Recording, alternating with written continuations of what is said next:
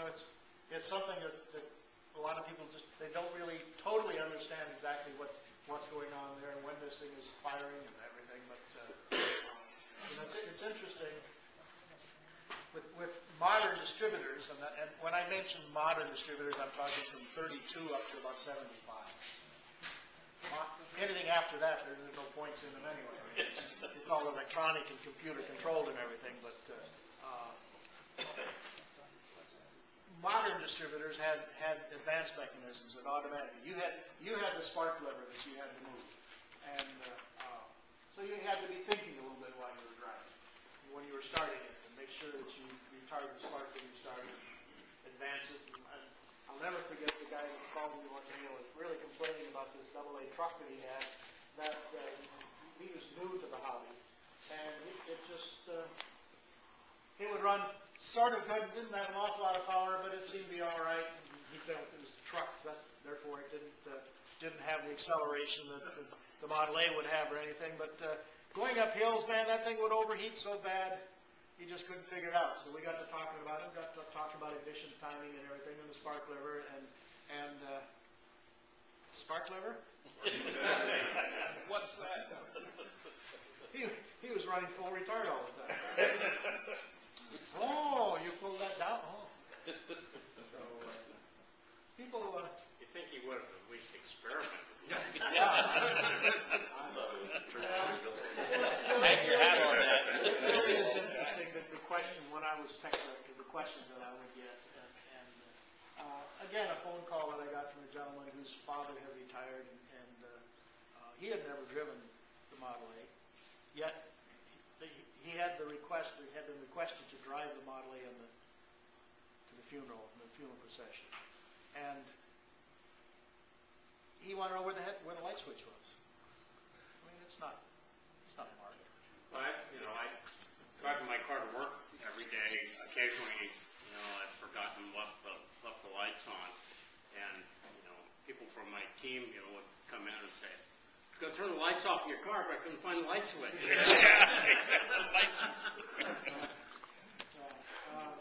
and then the motor stops spinning. That's the way it's supposed to operate. Now, over a period of time, these teeth, which are pointed to a certain extent, the teeth on the ring gear on your crankshaft, on your flywheel, are pointed to a certain extent to help in the engaging of the gear as it goes in. Now, over a period of time, these can become rounded. Now, one of the things that you'll also notice is if you pull a starter out, take a look at the teeth on the ring gear.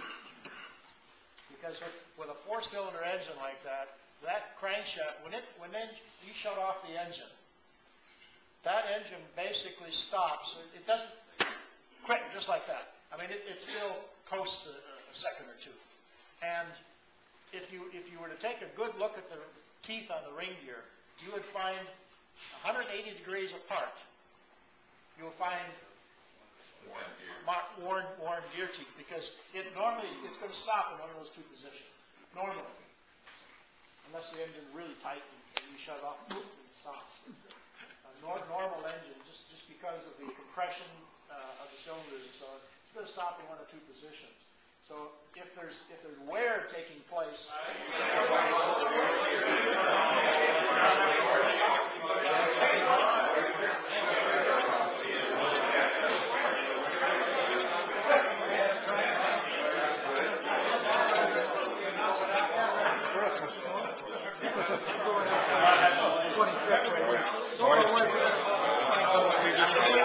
got pneumonia, he's got brown lung, working on the side of the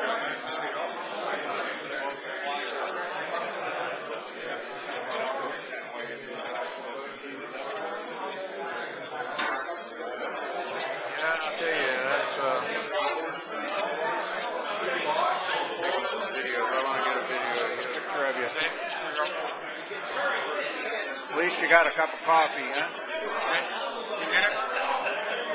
Well, mine's still sitting at home.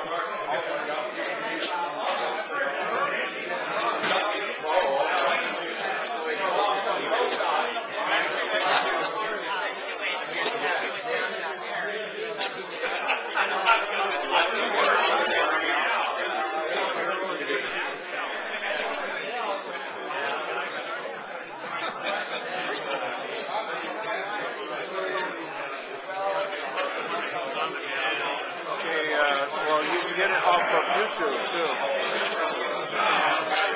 See my stories I've written? Yeah. Of course. You're going to publish it next month. So you may want to explain that. Yeah, the rotor here. That rotor has a fairly wide tip on it. And so it's going to be by that contact for a relatively long period of time when all things considered. But the spark actually is controlled by the points, not the rotor. The rotor is there and it has to be in the vicinity. But it's the points that cause the spark to occur. When those points close, now you've got current flowing through the primary windings in the coil, you're building up the magnetic field, lines of force are cutting across the secondary windings, actually generating a voltage in the secondary, but at this point, it's not firing. Because the firing point is actually at the instant that the points... This one's been cut off, but there's the shaft would be, the wire would be slightly longer than that, and they put the cork on, they put a brass washer on, there's a small little brass washer there, goes on the end of it, and then they flatten it out so you can wash it. Oh, okay. That's what holds it on. Hey, Chuck, you said you had to cut the back of your cork to slide it on farther? That was long. Oh.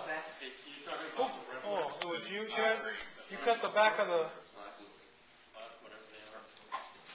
You cut the back of the cork to slide it on farther in because of that backwood. Neoprene, the rubber one. Oh. The neoprene cork is a little long, and I didn't want to slice it off, so I just notched it so it would slide onto the inner legs far enough to get the washer on the peanut.